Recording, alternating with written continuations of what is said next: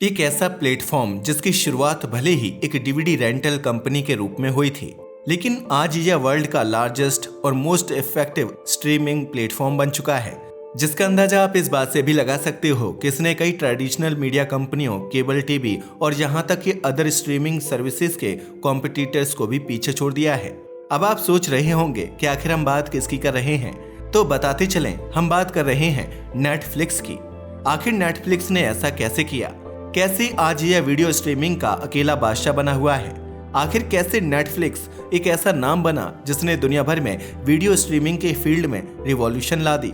और आखिर कैसे नेटफ्लिक्स ने अपनी स्मार्ट टेक्नोलॉजी की हेल्प से ऑडियंस की पसंद पर फोकस किया और आज यह एंटरटेनमेंट की दुनिया में हर कॉम्पिटिटर को पीछे छोड़कर राज कर रहा है?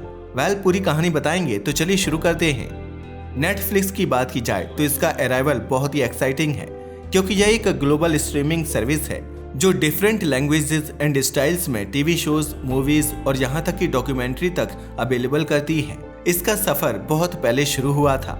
इन्होंने स्ट्रीमिंग प्लेटफॉर्म से शुरुआत की थी, मगर आज यहाँ आपको हर तरह के कंटेंट जैसे कि action, romance, thrill, drama, science fiction और ह्यूमर से लेकर एनिमेशन तक की सीरीज और फिल्में देखने को मिलती हैं। अगर इसके खास फीचर की बात की जाए तो वह है इसका ओरिजिनल कंटेंट, जिसे नेटफ्लिक्स ओरिजिनल कहा जाता है। इनमें से कई सारी सीरीज और फिल्में तो दुनिया भर में पॉपुलर हो चुकी हैं, जैसे कि स्ट्रेंजर थिंग्स, द विचर, मनी हाइस्ट, नार्कोस एटसेट्रा। इसके अलावा नेटफ्लिक्स आपको एक बार में पूरे सीजन देखने की सुविधा भी देता है, जिसे बिंज वॉचिंग कहा जाता है। साथ ही इसकी मेंबरशिप भी काफी फ्लेक्सिबल होती है, जहां आप मोबाइल, लैपटॉप, टीवी और टैबलेट पर कभी भी और कहीं भी अपने पसंदीदा शोज और मूवीज को देख सकते हो। मगर जितना सक्सेसफुल और फ्लेक्सिबल यह आज नजर आता है, इसकी शुरुआत उतनी ज्यादा फ्लेक्सिबल नहीं हुई थी। अगर इसकी शुरुआत की बात की जाए तो इस कहानी की शुरुआत होती है 1997 से। ये वो दौर था जब internet day by day progress कर रहा था। इस दौर में कुछ लोग इंटरनेट पर बिजनेस करना चाहते थे, तो कुछ इसे केवल एक ट्रेंड मान रहे थे जो कि जल्द ही पीछे छूट जाएगा। मगर कुछ ऐसे लोग भी थे जो इसे ट्रेंड नहीं बल्कि अपॉर्चुनिटी मान रहे थे, और उन्होंने इंटरनेट की हेल्प से काफी सारी चीज करनी भी शुरू कर दी थी। जैसे कि जेफ बेजोस भी इस दौर में इंटरनेट पर अमेज़न की हेल्प से अपनी किताबें सेल करने लगे थे। और इस दौर में एक ऐसा शख्स था जो इंटरनेट से काफी इंस्पायर्ड था और इंटरनेट से कनेक्टेड ही बिजनेस खोलना चाहता था। बताते चलें कि इस शख्स का नाम था मार्क रैंडोल्फ। लेकिन प्रॉब्लम ये थी कि उन्हें ये समझ नहीं आ रहा था कि कौन सा बिजनेस शुरू करें। बहुत दिनों तक उन्होंने अलग अलग जगहों को विजिट किया, उनके बिजनेस मॉडल को देखा, इंटरनेट की पूरी दुनिया को खंगाला, लेकिन उनका कंफ्यूजन कम होने की बजाय बढ़ता ही जा रहा था। जब उन्हें कुछ भी समझ नहीं आया तो एक दिन उन्होंने कुछ स्पेसिफिक बिजनेस आइडियाज को एक नोटबुक में नोट किया और चल दिए अपने दोस्त रीड हेस्टिंग्स के साथ शेयर करने। इन दोनों ने आपस में बहुत से बिजनेस आइडियाज को शेयर किया और लास्ट में इन दोनों ने एक बिजनेस आइडिया पर कॉन्सेंट बनाई, और यह आइडिया था वीडियो टेप्स का। ऐसा इसलिए क्योंकि उस टाइम पर वीडियो टेप्स का एक मेजर सोर्स ब्लॉकबस्टर था। अगर किसी को कोई फिल्म देखनी होती थी तो वह अपने पास के ब्लॉकबस्टर स्टोर में जाकर अपनी फेवरेट वीडियो टेप लेता और उसे रेंट पर घर ले आते थे। अगर किसी कस्टमर से अनजाने में वीडियो टेप वापस करने में देरी हो जाती थी तो ब्लॉकबस्टर उस पर भारी भरकम फाइन लगाता था। इसी तरह रीड हेस्टिंग्स पर भी उस समय $40 का फाइन लगा था, क्योंकि उन्होंने ब्लॉकबस्टर को कुछ वीडियो टेप्स टाइम पर वापस नहीं की थी। जब इन दोनों ने ब्लॉकबस्टर के फाइन से हुई कमाई पर ध्यान दिया तो उन्हें वीडियो टेप्स का बिजनेस बहुत अच्छा लगा। लेकिन जब उन्होंने इसकी कॉस्ट और पैकेजिंग में होने वाले नुकसान के बारे में सोचा तो उनका मन इसे शुरू करने से पहले ही डर गया। दोनों ही एक अजीब सी उलझन में थे। इस बात को अभी कुछ ही दिन बीते थे कि उन्होंने एक टेक मैगजीन में डीवीडी टेक्नोलॉजी के बारे में पढ़ा।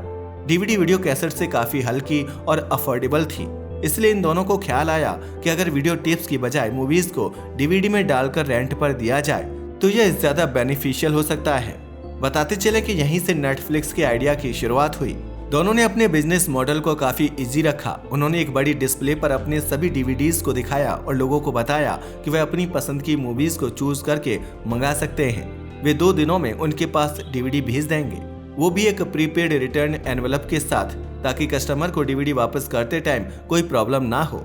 यह आइडिया और बिजनेस मॉडल दोनों ही सिंपल थे, लेकिन प्रॉब्लम ये थी कि इसे एग्जीक्यूट करने के लिए बहुत सारे पैसों की जरूरत थी, जो कि रीड और मार्क दोनों के पास नहीं थे। काफी मेहनत करने के बाद दोनों ने एक पुरानी बिल्डिंग में अपना छोटा सा ऑफिस सेटअप किया उनका यह ऑफिस तो छोटा था ही, साथ ही इसमें रखी गई चीजें भी ज्यादा अच्छी नहीं थी, बट फिर भी इन्होंने बिजनेस को ग्रो करने का मन बना लिया था।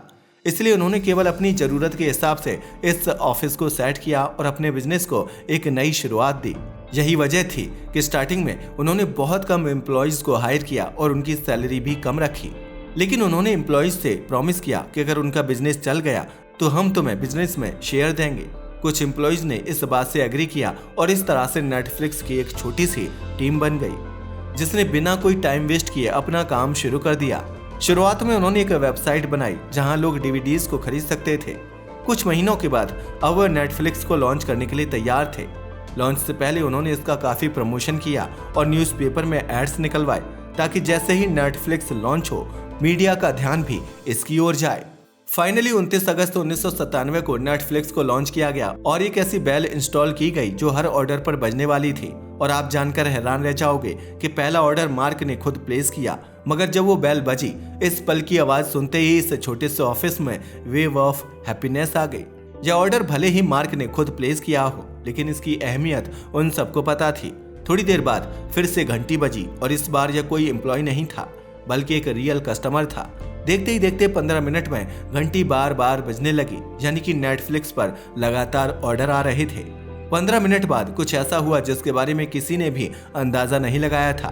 दरअसल नेटफ्लिक्स की वेबसाइट बहुत छोटी थी और वह एक साथ इतने सारे ऑर्डर्स का लोड नहीं ले सकी और क्रैश हो गई। सर्वर को ओवरलोड होते देख सब समझ गए कि वेबसाइट इतनी छोटी है कि वह इतने सारे ऑर्डर्स का लोड नहीं ले सकती। इसलिए उन्होंने सर्वर को बढ़ाया और वेबसाइट को फिर से लाइव कर दिया। पहले दिन में नेटफ्लिक्स ने 137 ऑर्डर्स रिसीव करके बड़ी अचीवमेंट हासिल की। यह ऑर्डर्स उनकी उम्मीद से बहुत ज्यादा थे, बावजूद इसके कि वेबसाइट इंटरनल सर्वर एरर की वजह से कई घंटों तक बंद रही।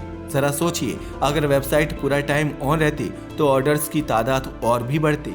नेटफ्लिक्स की वेबसाइट बार बार क्रैश ना हो, इसके लिए उन्हें इस पर ध्यान देने की जरूरत थी। हालांकि वे लगातार अपने सर्वर को बढ़ा रहे थे। नेटफ्लिक्स का पहला महीना बहुत अच्छा भी था, लेकिन यह मार्क और रीड की एक्सपेक्टेशंस जैसा नहीं था। पहले महीने में ही $94,000 की सेल हुई। लेकिन हैरानी की बात तो ये थी कि इस सेल में से डीवीडी रेंट पर लेने की डिमांड केवल $1,000 थी, क्योंकि ज्यादातर लोग डीवीडी रेंट पर लेना ही नहीं चाहते थे, बल्कि वे तो हमेशा के लिए डीवीडी खरीद रहे थे। ऐसा इसलिए हुआ क्योंकि नेटफ्लिक्स ने कस्टमर्स को 2 ऑप्शन दिए थे, या तो वह $25 में डीवीडी खरीद लें या फिर $4 पर रेंट पर ले लें। मार्क और रीड ने सोचा था कि लोग उनकी रेंटल सर्विस को ज्यादा पसंद करेंगे, लेकिन यहाँ तो उल्टा ही हुआ। हालांकि पहले महीने में उनकी सेल काफी अच्छी रही, लेकिन उन्हें यह भी पता था कि वे ज्यादा डीवीडी इसलिए सेल नहीं कर पा रहे हैं क्योंकि इस फील्ड में कोई दूसरा कॉम्पिटिटर नहीं है। जैसे ही मार्केट में उनका कोई कॉम्पिटिटर आएगा तो इस बिजनेस को भी झटका लगेगा। ऐसा कुछ हो पाता, मगर उससे पहले ही मार्क और रीड के पास अमेज़न के फाउंडर जेफ बेजोस की कॉल आई और उन्होंने नेटफ्लिक्स को खरीदने की बात की। जेफ पहले ही इंटरनेट पर अपना अच्छा खासा बिजनेस जमा चुके थे, इसलिए नेटफ्लिक्स के बिजनेस मॉडल को चलाना उनके लिए आसान था। मार्क और रीड भी रेंटल सर्विस से पैसा कमाना चाहते थे, इसलिए उन्होंने सेल वाले पोर्शन को अमेज़न के साथ शेयर कर दिया। लेकिन यह उनकी सबसे बड़ी गलती थी, क्योंकि उनकी सारी सेल्स डीवीडी बेचने से हो रही थी। इसलिए नेटफ्लिक्स को अमेज़न के साथ यह डील महंगी पड़ी और उन्हें काफी नुकसान हुआ। एक बार फिर मार्क और रीड ने नेटफ्लिक्स को चलाने की पूरी कोशिश की। उन्होंने अपना पूरा फोकस डीवीडी रेंटल सर्विस पर लगा दिया। इसके लिए एडवर्टाइजमेंट निकाले और काफी प्रमोशन किया, लेकिन वह सब नाकामयाब रहा। ठीक उसी समय अमेरिकन पॉलिटिक्स में एक ऐसा इंसिडेंट हुआ जिससे कैच करके नेटफ्लिक्स अपना नाम बना सकता था, लेकिन यह मौका भी उसके हाथ से छूट गया। दरअसल उस समय बिल क्लिंटन, जो कि अमेरिका के प्रेसिडेंट थे, व्हाइट हाउस की एक इंटर्न मोनिका लेविंस्की के साथ लव अफेयर में पड़ गए। जल्दी ही यह बात लोगों को पता चल गई और मामला कोर्ट तक पहुंच गया। बिल क्लिंटन का यह अफेयर प्रूफ हो गया, जिसकी वजह से उन्हें प्रेसिडेंट की कुर्सी भी छोड़नी पड़ी। उस समय पूरा अमेरिका इस कोर्ट ट्रायल की वीडियो देखना चाहता था। नेटफ्लिक्स ने भी मौके का फायदा उठाया और ट्रायल कोर्ट की वीडियो अपनी वेबसाइट पर डाल दी, जिसकी वजह से नेटफ्लिक्स को बेशुमार ऑर्डर मिले। लेकिन जैसा नेटफ्लिक्स सोच रहा था वैसा कुछ भी नहीं हुआ। दरअसल जो कंपनी कोर्ट ट्रायल को डीवीडी पर लाइव कर रही थी, वह कंपनी एडल्ट मूवी का काम भी करती थी। इसलिए गलती से उन्होंने कोर्ट ट्रायल वीडियो के बजाय एडल्ट मूवी नेटफ्लिक्स को भेज दी। नेटफ्लिक्स ने भी बिना देखे इस डीवीडी को अपने कस्टमर को डिस्पैच कर दिया। जब तक नेटफ्लिक्स को इस पूरे मामले के बारे में पता चला, उसने अपने सभी कस्टमर से माफी मांगी, लेकिन तब तक बहुत देर हो चुकी थी। नेटफ्लिक्स को प्रमोशन का जितना फायदा मिला था, उससे ज्यादा उसे नुकसान झेलना पड़ा और नेटफ्लिक्स का डीवीडी रेंट वाला यह आइडिया बुरी तरह से फेल हो गया। तभी मार्क के दिमाग में एक ऐसा आइडिया आया जिसने नेटफ्लिक्स को अपने फील्ड में ग्लोबल किंग बना दिया। असल में नेटफ्लिक्स का एक ही अपोनेंट था जिसका नाम था ब्लॉकबस्टर, लेकिन इन दोनों के बीच एक मेजर डिफरेंस था। उस समय ब्लॉकबस्टर अपने फिजिकल स्टोर्स के जरिए डीवीडी रेंट पर देता था, तो वहीं नेटफ्लिक्स यह काम इंटरनेट के जरिए करता था। मार्क ने सोचा कि क्यों न हम अपना बिजनेस मॉडल थोड़ा सा चेंज करें, और इस बार उनका आइडिया था सब्सक्रिप्शन मॉडल, जिससे हम अपने कस्टमर को फिक्स प्राइस में सब्सक्रिप्शन देंगे, जिसमें उन्हें 4 डीवीडीज दी जाएंगी, जिसे भी जब चाहें तब देख सकते हैं। मार्क के इस आइडिया से कस्टमर सेटिस्फाइड थे, क्योंकि उन पर लेट फीस का प्रेशर बिल्कुल खत्म हो गया था, और इस तरह यह आइडिया काम कर गया। पहले ही दिन लोगों ने नेटफ्लिक्स का यह प्रमोशन देखा और उनमें से तकरीबन 90% लोगों ने सब्सक्राइब कर लिया। आपको जानकर खुशी होगी कि असल में यही वे रियल कस्टमर थे जिनके लिए मार्क और रीड ने लगातार 7 साल तक मेहनत की थी। इस सब्सक्रिप्शन की वजह से एक बार फिर नेटफ्लिक्स की कमाई तेजी से बढ़ने लगी। दूसरी तरफ उनके कॉम्पिटिटर ब्लॉकबस्टर को भी नेटफ्लिक्स के इस आइडिया ने गहरा सदमा पहुंचाया। उस समय ब्लॉकबस्टर के 9000 से भी ज्यादा फिजिकल स्टोर्स थे। ब्लॉकबस्टर कस्टमर से लेट फीस की वजह से तकरीबन $800 मिलियन कमाता था, और इस बात का उसे घमंड था। लेकिन बताते चलें कि इस समय तक भी नेटफ्लिक्स की टोटल सेल्स $5 मिलियन थी, जो कि एक बिग डिफरेंस था। ऐसा कहा जाता है कि अगर किसी ने नेटफ्लिक्स को कामयाब करने में हाथ दिया तो वह ब्लॉकबस्टर ही था, जो उनका इकलौता कॉम्पिटिटर था, क्योंकि अगर ब्लॉकबस्टर चाहता तो वह नेटफ्लिक्स से ज्यादा स्पीड से इंटरनेट पर प्रोग्रेस कर सकता था। लेकिन उसे इस बात का घमंड था कि जितना नेटफ्लिक्स इंटरनेट से कमाता है, उससे कहीं गुना वह लेट फीस से कमा लेता है। और बस यही माइंडसेट ब्लॉकबस्टर को ले डूबा, जिसकी वजह से नेटफ्लिक्स आज यहाँ तक पहुँच गया। लेकिन ब्लॉकबस्टर के चुपचाप बैठने के बावजूद भी नेटफ्लिक्स के ओनर्स को इस बात की खबर थी कि उनका बिजनेस तब तक चल रहा है जब तक ब्लॉकबस्टर भी डीवीडी की मेल सर्विस स्टार्ट नहीं करता। इसलिए उन्होंने प्लान बनाया कि क्यों न हम यह पूरा बिजनेस ब्लॉकबस्टर को ही बेच दें, जिससे उन्हें एक मोटी रकम भी मिलेगी और वे इस बिजनेस को आगे बढ़ाते रहेंगे। इसलिए उन्होंने ब्लॉकबस्टर के सीईओ के साथ मीटिंग फिक्स की। पहले ब्लॉकबस्टर के सीईओ ने उनकी पूरी बात ध्यान से सुनी और फिर डिमांड के बारे में पूछा। रीड हेस्टिंग्स ने $50 मिलियन की डिमांड कर डाली, लेकिन ये रकम वाकई बहुत ज्यादा थी। इसलिए उनकी बात सुनते ही ब्लॉकबस्टर के सीईओ ने कोई जवाब नहीं दिया, जिससे मार्क और रीड दोनों को अंदाजा हो गया कि वे नेटफ्लिक्स को खरीदना नहीं चाहते। इसलिए वे वहां से खाली हाथ लौट आए। जैसे जैसे टाइम बीत रहा था, नेटफ्लिक्स की सब्सक्रिप्शन बढ़ रही थी, लेकिन ब्लॉकबस्टर वहीं रुक गया था। हालांकि अभी भी ब्लॉकबस्टर का मानना था कि इंटरनेट बिजनेस जैसी चीज ज्यादा दिनों तक मार्केट में टिक नहीं पाएगी और यह भी एक ट्रेंड की तरह पीछे छूट जाएगा। मगर फिर 2004 में अचानक से ब्लॉकबस्टर को महसूस हुआ कि उनके कस्टमर कम होने लगे हैं और यह कस्टमर नेटफ्लिक्स का हिस्सा बन चुके हैं, क्योंकि नेटफ्लिक्स सब्सक्रिप्शन के जरिए घर बैठे लोगों को उनके पसंद की डीवीडी बेच रहा था। इसलिए बिना देरी किए ब्लॉकबस्टर ने अपनी खुद की DVD by mail service start की। लेकिन अफसोस, उन्होंने इंटरनेट बिजनेस में आने में बहुत देर कर दी थी और अब नेटफ्लिक्स बहुत आगे निकल चुका था। उधर नेटफ्लिक्स तो अब अपने कस्टमर का बिहेवियर समझने में लगा हुआ था और इसके लिए उन्होंने काफी टाइम और पैसा दोनों खर्च किया। नेटफ्लिक्स ने अपने वेबसाइट के एल्गोरिदम को इस तरह से सेट किया कि वह कस्टमर को वही मूवीज या वेब सीरीज सजेस्ट करे जैसी वह देखना चाहते हैं। जहां ब्लॉकबस्टर 2007 में अपनी डीवीडी बाय मेल सर्विस को शुरू कर रहा था, वहीं Netflix video on demand service launch करने में जुटा हुआ था। नेटफ्लिक्स चाहता था कि इंटरनेट पर ही मूवी की स्ट्रीमिंग हो जाए। नेटफ्लिक्स का यह विचार दुनिया में पहली बार था, जिसकी वजह से हर कोई नेटफ्लिक्स की तरफ अट्रैक्ट हुआ और उसे पूरी दुनिया से कस्टमर मिलने लगे। एक तरफ तो Netflix day by day progress कर रहा था, तो दूसरी तरफ ब्लॉकबस्टर डूब रहा था और अल्टीमेटली 2010 में ब्लॉकबस्टर ने बैंकरप्सी फाइल की।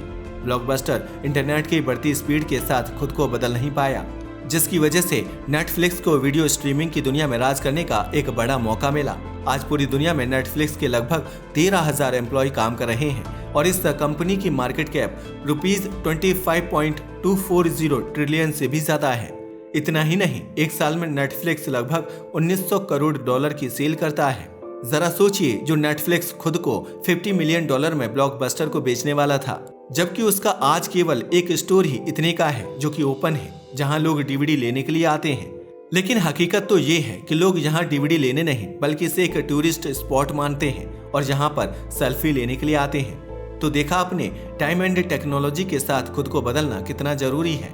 अगर आज एक बिजनेस अच्छा चल रहा है तो जरूरी नहीं कि वह कल भी अच्छा ही चलेगा।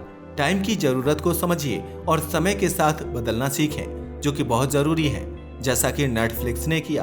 वैसे आपका इसके बारे में क्या ख्याल है? हमें अपनी राय कमेंट करके जरूर बताना। अगर आपको हमारी ये वीडियो पसंद आई है तो इसे लाइक करके हमारे चैनल को जरूर सब्सक्राइब करें। धन्यवाद।